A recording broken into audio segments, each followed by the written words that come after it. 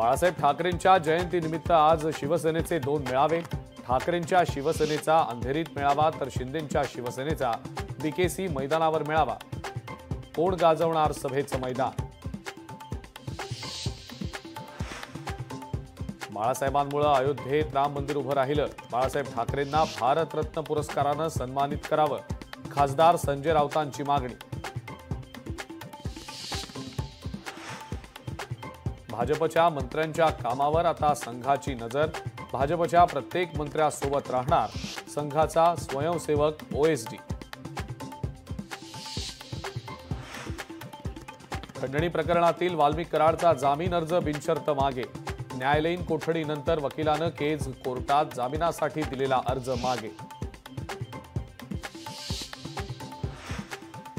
बीडमधल्या आरोपींचे CCTV footages माध्यमांना मिळतात, मग यंत्रणा त्यांच्यापर्यंत का पोहोचत नाहीत? धनंजय देशमुख यांचा संतप्त सवाल। मुख्यमंत्री देवेंद्र फडणवीसांची आज संध्याकाळी 7 वाजता दावोसमधून पत्रकार परिषद। महाराष्ट्रासाठी कोणती मोठी घोषणा करणार का याकडे लक्ष।